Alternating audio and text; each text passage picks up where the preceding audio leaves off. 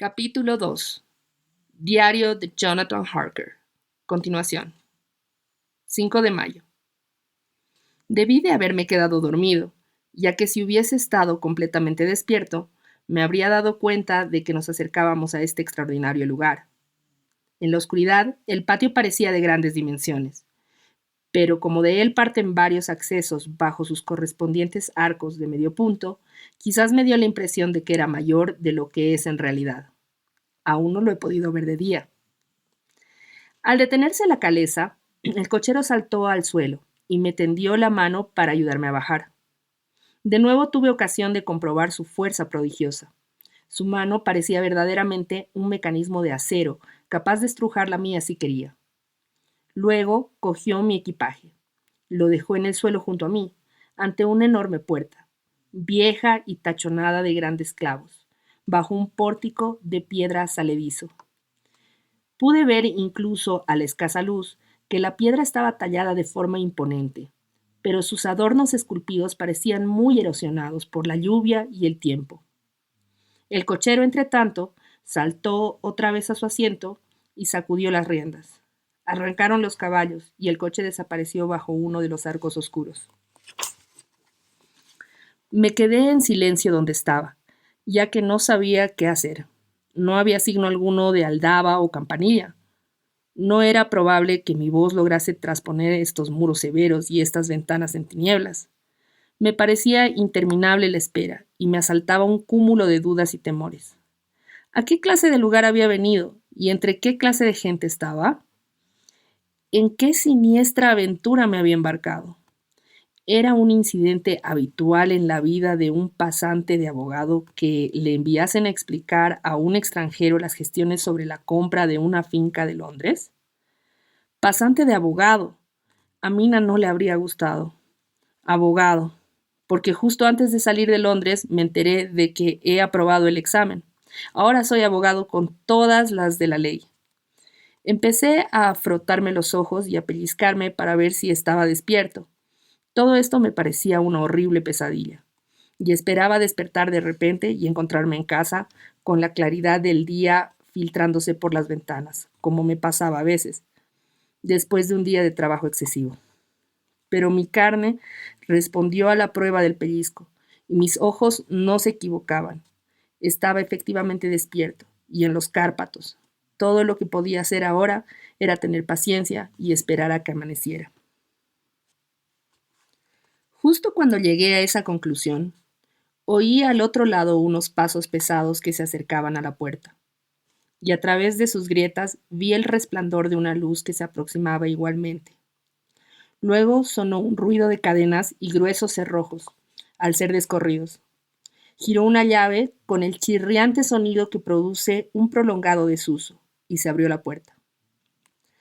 Dentro había un hombre alto y viejo, de cara afeitada, aunque con un gran bigote blanco, y vestido de negro de pies a cabeza, sin una sola nota de color en todo él. En la mano sostenía una antigua lámpara de plata, en la que ardía una llama, sin tubo ni globo que la protegiera, la cual arrojaba largas y temblorosas sombras al vacilar en la corriente de la puerta abierta. El anciano hizo un gesto de cortesía con la mano derecha, y dijo en un inglés excelente, aunque con un extraño acento: «Bienvenido a mi casa.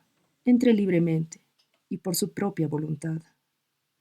No hizo el menor ademán de salir a recibirme, sino que permaneció donde estaba como una estatua, como si su gesto de bienvenida le hubiese petrificado. Sin embargo, en el instante en que crucé el umbral, avanzó impulsivamente hacia mí, y teniendo la mano, me cogió la mía con tal fuerza que no pude reprimir una mueca de dolor, lo que no impedía que la tuviese fría como el hielo, tanto que me pareció más la mano de un muerto que la de un vivo. Él repitió: «Bienvenido a mi casa. Entre libremente, pase sin temor, y deje en ella un poco de la felicidad que trae consigo». La fuerza con que me había estrechado la mano era tan parecida a la del cochero, cuya cara no había visto, que por un instante pensé si no estaría hablando con la misma persona. De modo que, para cerciorarme, dije inquisitivamente: «¿El conde Drácula?». Hizo un gesto de asentimiento y contestó: «Yo soy Drácula. Le doy la bienvenida, señor Harker, a mi casa. Pase, el aire de la noche es frío y seguramente necesita comer y descansar». Mientras hablaba, colocó la lámpara en una repisa de la pared, cogió mi equipaje y lo entró antes de que yo pudiese anticiparme. Protesté, pero él insistió: «Deje, señor, es usted mi invitado. Es tarde y mi gente está fuera de servicio. Deje que me ocupe personalmente de su comodidad». Insistió en llevar mis cosas a lo largo del corredor. Luego subió por una gran escalera de caracol y recorrimos otro largo pasillo, en cuyas losas de piedra resonaban nuestros pasos. Al final abrió una pesada puerta y me alegró ver en el interior una habitación bien iluminada, en la que había una mesa puesta para la cena y en cuya imponente chimenea ardía y brillaba un animado fuego de troncos. El conde se detuvo, dejó mi equipaje en el suelo, cerró la puerta y cruzando la habitación abrió otra puerta que daba acceso a una pequeña pieza octagonal, iluminada por una sola lámpara, al parecer sin ventanas de ninguna clase. La cruzó y abrió otra puerta más, haciéndome un gesto para que entrase. Fue una visión acogedora, porque aquí había un dormitorio bien iluminado y caldeado con otro fuego de leña, que rugía cavernosamente en una amplia chimenea. El conde dejó el equipaje y se retiró diciendo antes de cerrar: «Después del viaje necesitará refrescarse y lavarse un poco.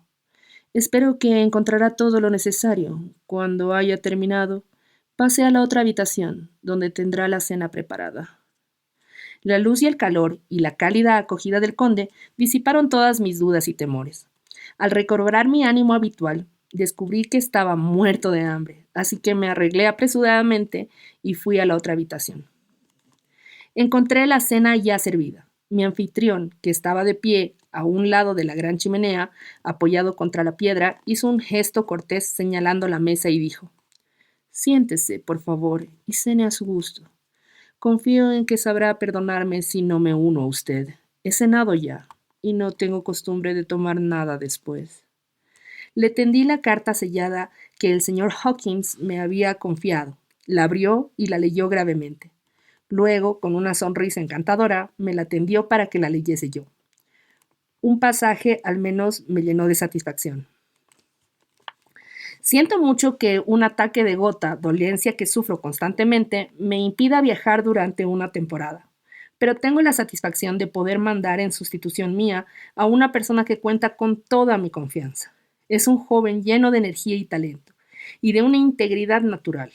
Es discreto, reservado, y ha crecido a mi servicio. Está preparado para asistirle en lo que desee durante su estancia con usted, y se hará cargo de sus instrucciones en todos los asuntos».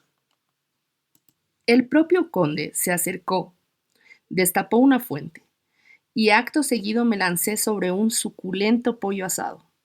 Esta fue mi cena, junto con un poco de queso, ensalada y una botella de viejo Tokay, del que me serví 2 vasos.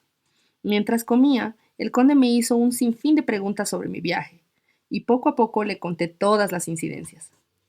Había terminado ya de cenar. Había acercado la silla al fuego a ruegos de mi anfitrión, y fumaba un cigarro que él me había ofrecido, excusándose por no fumar. Fue entonces cuando tuve ocasión de observarle, y me sorprendió su fisionomía. Tenía un rostro fuertemente aguileño, con el puente de su delgada nariz muy alto, y las aletas arqueadas de forma peculiar, la frente alta y abombada, y el pelo ralo en las sienes, aunque abundante en el resto de la cabeza. Sus cejas, muy espesas, casi se juntaban en el ceño, y estaban formadas por un pelo tupido que parecía curvarse por su misma profusión. La boca, o lo que se veía de ella por debajo del bigote, era firme y algo cruel, con unos dientes singularmente afilados y blancos. Le salían por encima del labio, cuyo notable color rojo denotaba una vitalidad asombrosa en un hombre de sus años. Por lo demás, sus orejas eran pálidas y extremadamente puntiagudas en la parte superior. Tenía la barbilla ancha y fuerte, y las mejillas firmes, aunque delgadas. La impresión general que producía era de una extraordinaria palidez. Hasta ahora le había visto solo el dorso de las manos, que tenía apoyadas sobre las rodillas, a la luz del fuego, y me habían parecido blancas y finas. Pero al verlas más de cerca no pude por menos de observar que eran ordinarias, anchas, con unos dedos cuadrados. Cosa extraña, tenían vello en las palmas. Sus uñas eran largas, finas y puntiagudas. Al inclinarse el conde hacia mí y rozarme sus manos, no pude reprimir un estremecimiento. Quizá fue debido a la fetidez de su aliento, pero me invadió una espantosa sensación de náusea que por mucho que quise no me fue posible ocultar. El conde, evidentemente, se apartó al notarlo, y con una especie de tétrica sonrisa que reveló mucho más sus dientes protuberantes, se sentó otra vez en su butaca al otro lado de la chimenea. Permanecimos en silencio durante un rato, y al mirar la ventana vi la primera franja difusa del amanecer. Al mismo tiempo, oí procedente del fondo del valle el aullido de numerosos lobos.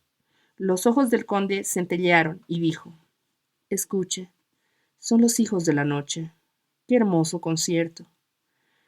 Y al ver, supongo, una expresión de extrañeza en mi cara, añadió: Ah, señor, ustedes los de la ciudad no pueden comprender los sentimientos de un cazador.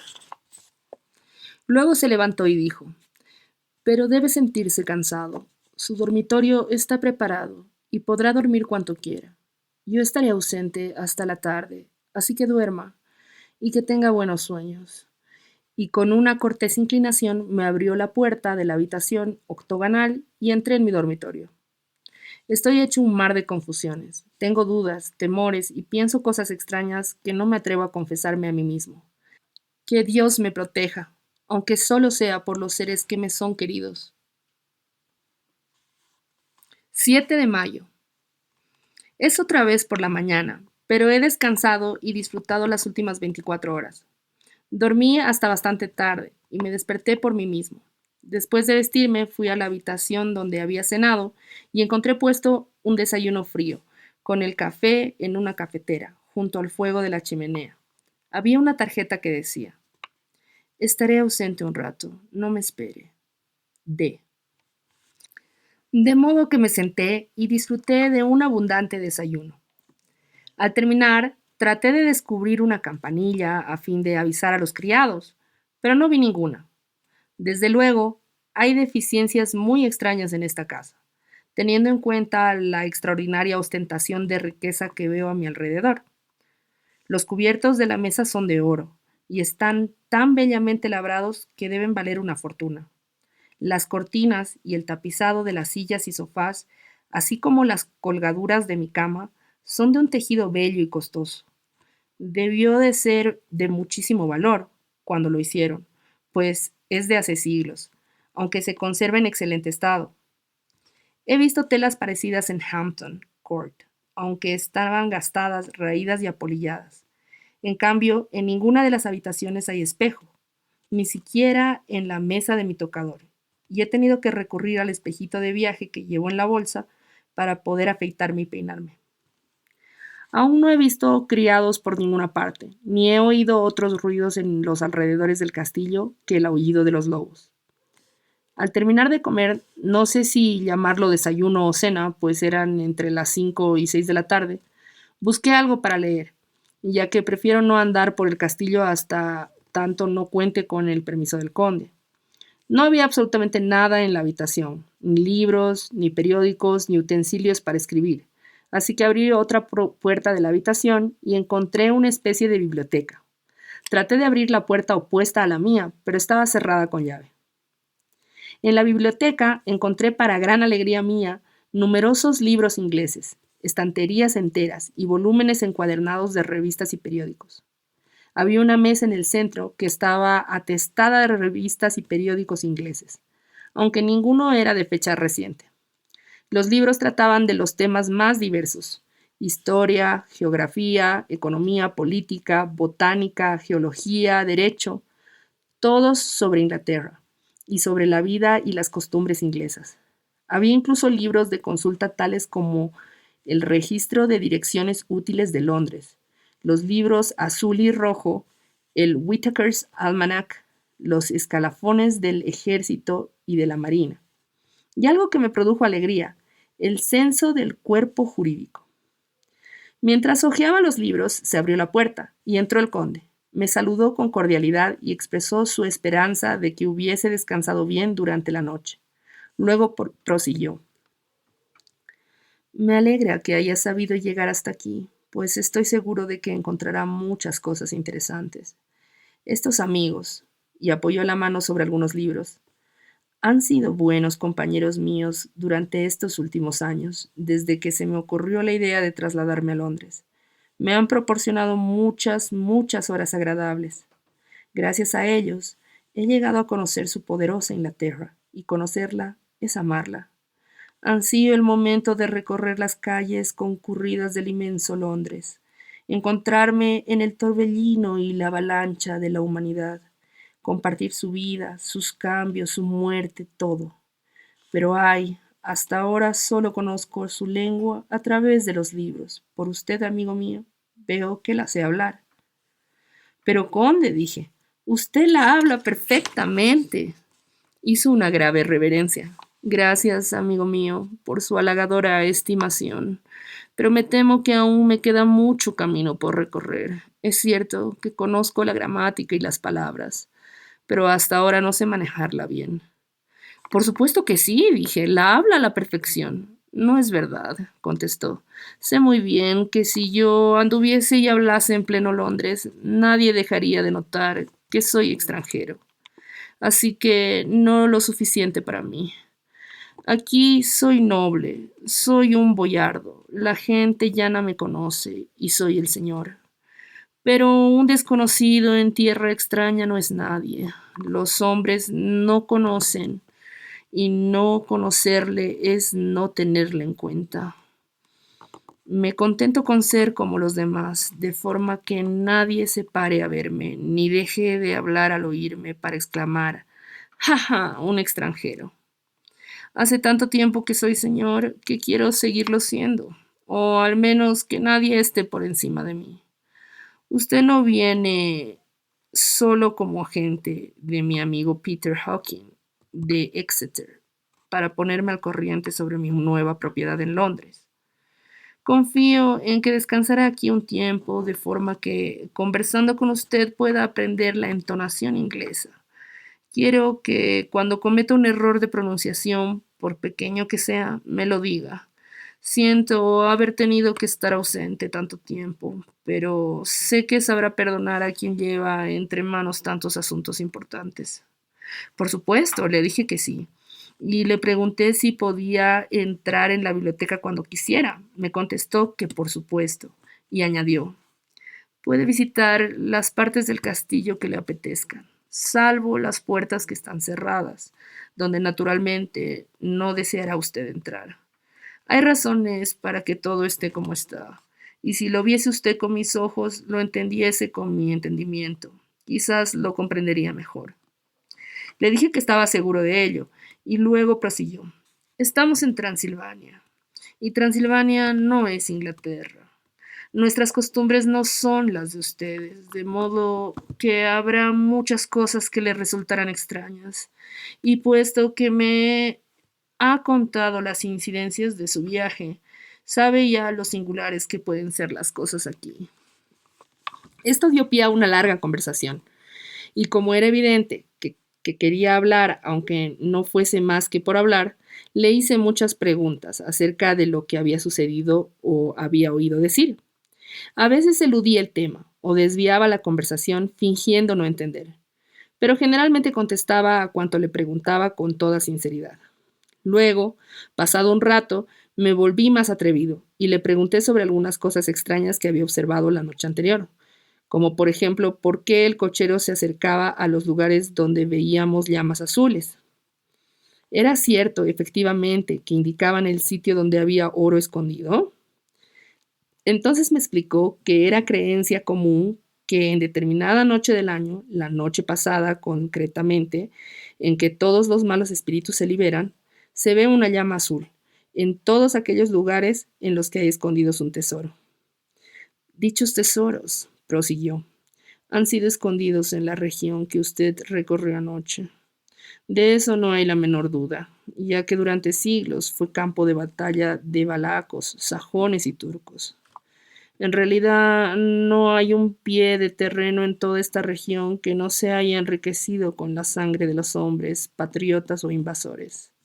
En el pasado hubo épocas agitadas en que los austríacos y los húngaros llegaban en oleadas y los patriotas les salían al encuentro, hombres y mujeres, ancianos y niños, y les esperaban en lo alto de los desfiladeros, desde donde sembraban su destrucción con aludes artificiales. Y cuando el invasor triunfaba, encontraba poca cosa, ya que tuvieran lo que tuviesen, lo ocultaban bajo la tierra acogedora.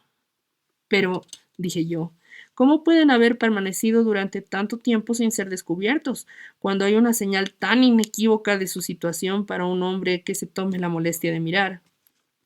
El conde sonrió, y al retraérsele los labios sobre las encías, dejó a la vista unos caninos singularmente largos y afilados, y contestó, porque el campesino es en el fondo estúpido y cobarde. Esas llamas solo aparecen una noche, y en esa noche ningún hombre de esta tierra se atreve a salir de su casa, si puede evitarlo. Y mi querido señor, aun cuando saliera, no sabría qué hacer. Ni el hombre que usted dice que ha señalado el lugar de las llamas podrá encontrar sus propias indicaciones. Y me atrevería a jurar que usted tampoco, ¿no es verdad? Es verdad, dije. No tengo ni la más remota idea de dónde tendría que buscar. Luego derivamos hacia otros temas.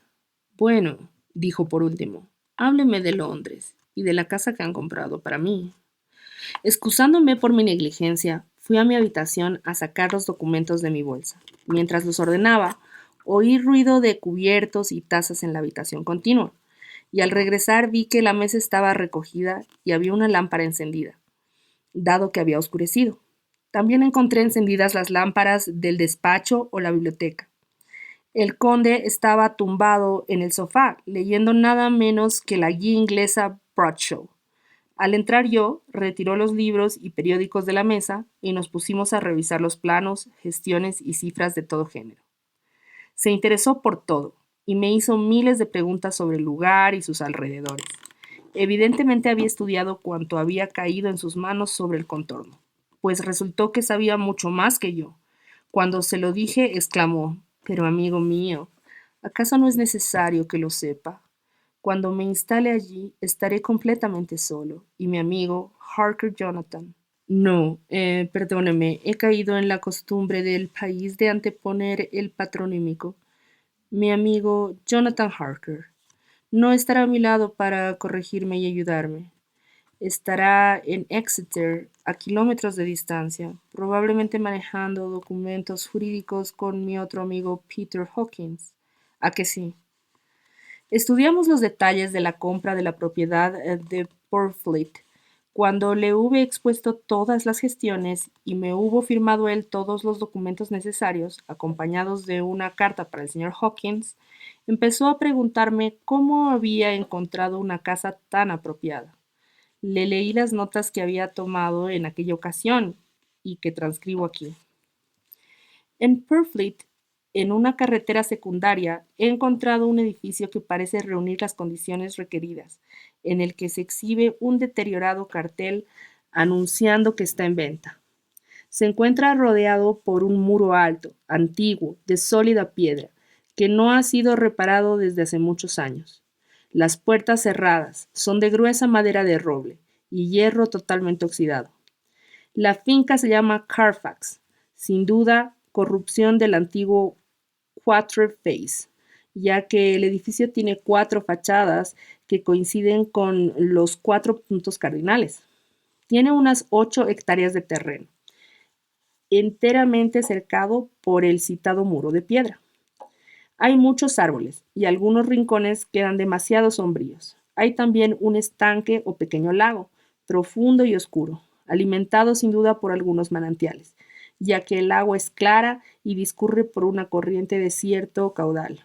La casa es muy grande y debe datar seguramente de los tiempos medievales, pues una parte está hecha con sillares de enorme grosor, con pocas ventanas muy altas y enrejadas. Parece que formó parte de una torre del homenaje y está próxima a una vieja capilla o iglesia. No he podido entrar, ya que la puerta de acceso a ella desde la casa está cerrada y no tengo la llave, pero he tomado fotografías con mi Kodak desde diversos ángulos. La casa ha sido ampliada, pero de manera muy desordenada, por lo que me es muy difícil calcular el terreno que abarca, que debe ser muy grande. Hay muy pocas casas en las proximidades. Una de ellas es un edificio muy grande construido recientemente y convertido en manicomio particular, pero no se ve desde el parque. Cuando terminé dijo, me alegro de que sea vieja y grande, pero vengo de una antigua familia y el vivir en una casa moderna me mataría. Una casa no se vuelve habitable en un día, y definitiva, son muy pocos los días que hacen falta para sumar un siglo. Me alegro también de que cuente con una antigua capilla. A los nobles de Transilvania no nos agrada la idea de que nuestros huesos vayan a descansar entre los muertos corrientes. No busco la diversión y el bullicio, ni la esplenda voluptuosidad del sol y las aguas centelleantes que tanto gustan a los jóvenes y a las gentes alegres. Ya no soy joven, y mi corazón, después de tantos años de llorar sobre los muertos, no se acompasa ya con alegría. Además, los muros de mi castillo están resquebrajados, las sombras son muchas, y el viento sopla frío entre las barbacanas y las desmoronadas almenas. Amo la oscuridad y la sombra, y deseo estar solo con mis pensamientos el tiempo que pueda. De alguna manera su semblante no parecía estar en consonancia con sus palabras, o quizás era que sus facciones daban una expresión maligna y saturnina a su sonrisa. Luego, tras una excusa, me dejó solo, pidiéndome que recogiese todos los documentos. Estuvo ausente un rato, durante el cual me dediqué a hojear algunos de los libros que había a mi alrededor. Uno era un atlas que al cogerlo se abrió por Inglaterra, como si dicho mapa hubiese sido muy utilizado. Al examinarlo, descubrí que tenía trazados unos círculos pequeños en determinados lugares. Uno de ellos estaba cerca de Londres, al este, y señalaba evidentemente el emplazamiento de su nueva propiedad. Los otros estaban en Exeter y en Whitby, en la costa de Yorkshire. Había transcurrido ya casi una hora cuando regresó el conde. Ajá, dijo, aún con los libros. Bien, pero no debe trabajar siempre. Vamos, me acaban de informar que tiene preparada la cena.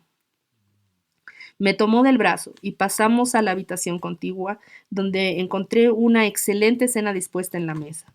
El conde se excusó otra vez diciendo que había cenado fuera, pero se sentó como la noche anterior y charló un rato mientras yo comía. Después de cenar, encendí un cigarro y el conde estuvo haciéndome compañía, hablando y preguntándome acerca de todos los temas imaginables, hora tras hora.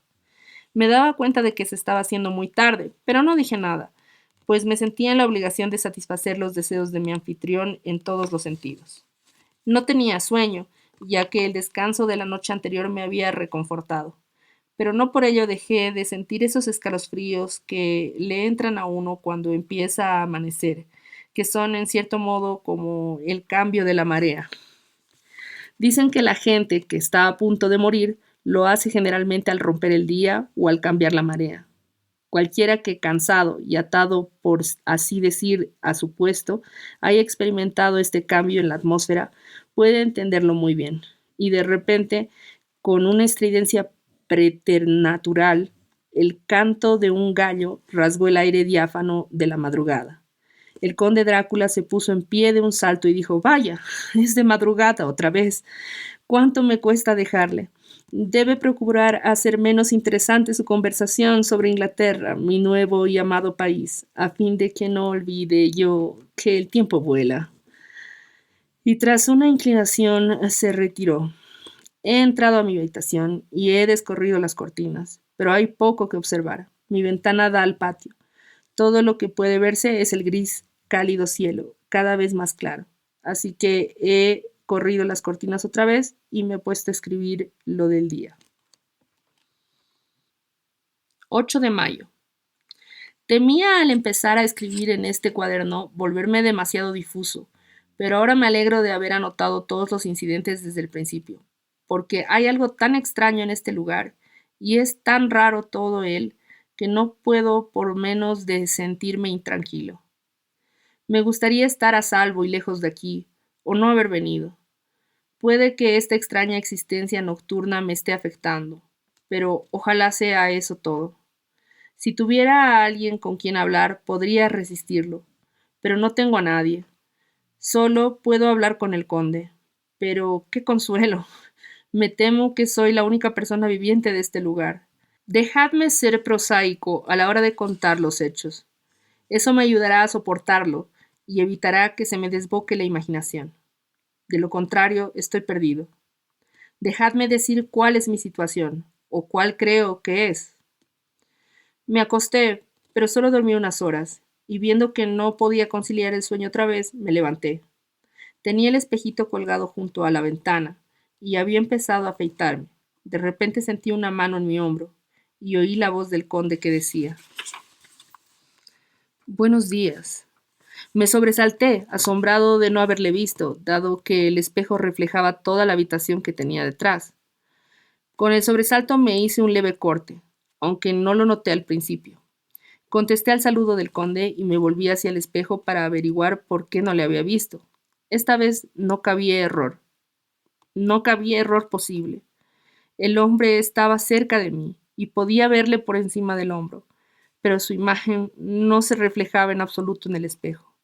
Se veía toda la habitación que tenía detrás. Sin embargo, no había signos de hombre alguno, excepto yo. Era sorprendente, y dado que esto sucedía después de tantas cosas extrañas, empezó a aumentar en mí esa vaga sensación de inquietud que siento siempre que tengo al conde cerca. Pero en ese momento descubrí el corte que me había hecho. Sangraba un poco y un hilillo de sangre me corría la barbilla. Dejé la navaja y me volví a parar para buscar un poco de esparadrapo. Cuando el conde me vio la cara, le fulguraron los ojos como con una especie de furor demoníaco, y me agarró súbitamente por el cuello. Me revolví y su mano rozó el crucifijo que yo llevaba puesto. Esto produjo en él un cambio instantáneo, y se le pasó tan rápidamente el furor que me pareció pura figuración mía. Tenga cuidado, dijo. Tenga cuidado de no cortarse. Es más peligroso de lo que se figura en este país. Luego, cogiendo el espejito, añadió: y este es el desdichado objeto causante del percance. Estúpida baratija de la vanidad humana, fuera. Y abriendo la pesada ventana, con un tirón de su terrible mano, arrojó el espejo, que fue a romperse en mil pedazos sobre las losas del patio. Luego se retiró sin decir una palabra. Es un fastidio, porque ahora no sé cómo me voy a afeitar, a menos que utilice la tapa de mi reloj o el fondo de mi jabonera, que afortunadamente es de metal. Cuando entré en el comedor, el desayuno estaba servido, pero no vi al conde por ninguna parte, así que desayuné solo. Es extraño, pero hasta ahora no he visto al conde comer ni beber. Debe de ser un hombre muy singular. Después del desayuno, anduve explorando un poco por el castillo. Salí de las escaleras y encontré una habitación orientada hacia el mediodía. La perspectiva era magnífica, y desde donde yo estaba podía contemplarse perfectamente. El castillo está en el borde mismo de un terrible precipicio. Si soltase una piedra desde la ventana, podría verla caer unos 30 metros sin que tocara nada. Hasta donde alcanza la mirada se extiende un mar de verdes copas de árboles, con algunos vacíos donde se abren los abismos. De trecho en trecho se divisan algunas hebras de plata, donde los ríos serpentean en profundas gargantas que recorren los bosques. Pero no me siento con ánimo para describir cosas bellas. Después de ver el paisaje, seguí explorando. Puertas, puertas, puertas por todas partes, todas cerradas con llave y cerrojo. No hay salida posible salvo las ventanas que se abren en los muros del castillo. El castillo es un auténtico presidio, y yo soy su prisionero.